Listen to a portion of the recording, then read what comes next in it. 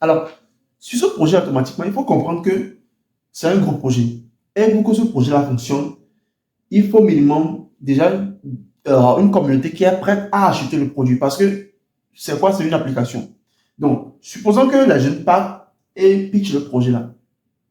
Mais si pitch le projet d'une manière où, en pitchant le produit, il n'y a plus de barrière technologique, c'est-à-dire que la solution finale, ce n'est pas une application. La solution finale, ce n'est pas un site web. La solution finale, c'est juste de aider les gens. Là, il n'y a pas de barrière technologique. Ça ne fonctionne pas.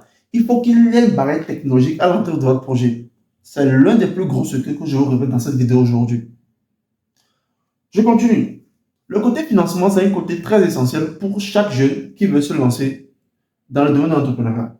Est-ce que vous êtes d'abord prêt à investir vos propres fonds pour que le projet avance? Parce que vous savez, de moi à vous, ou bien de vous à moi, vous ne pourrez pas aujourd'hui, en tant que jeune de 20 ans, de 25 ans, de 30 ans, même de 35 ans, vers une banque, vers une institution étatique et dire, voici, ça c'est mon projet de vente de tant, et j'aimerais faire un prêt de 2 millions, de 5 millions. Ça ne marche pas comme ça.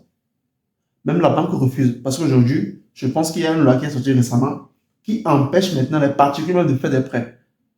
Vous voyez un peu?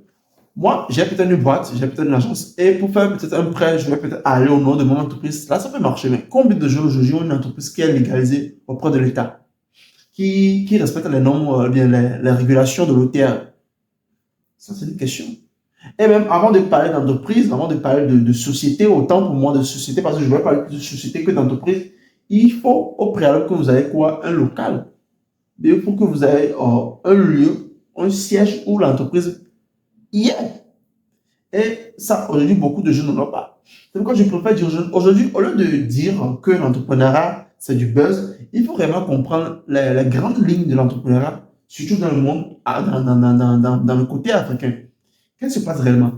Va-t-on croire à ce que les coachs nous rencontrent sur Internet ou bien allons-nous, je ne vais pas dire des jeunes, allons-nous s'approcher des gens comme nous qui ont déjà investi, okay, dans le domaine de l'entrepreneuriat, qui ont déjà fait des projets, qui ont vu la viabilité des projets, qui ont testé des choses et ça a marché pour nous.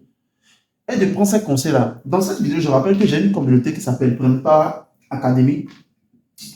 Unissons-nous pour réussir en Afrique parce que je pense que la seule solution, la meilleure solution pour réussir, ce n'est pas l'entrepreneuriat, ce n'est pas le marketing, ce n'est pas l'affiliation, ce n'est pas le dropshipping, ce n'est ni le trading, ce n'est ni tout ça là. Je vais peut-être heurter un peu la sensibilité de mes amis traders, mais désolé, dans cette vidéo, je tiens à dire la vérité.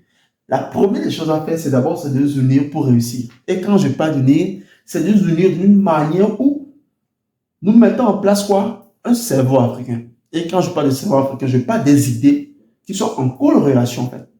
Donc, Prennent-Pas Academy, c'est une institution académique que j'ai créée qui va vous permettre non seulement de devenir un vrai entrepreneur, mais de vous donner les bases, de vous jeter le sort de l'entrepreneuriat même africain.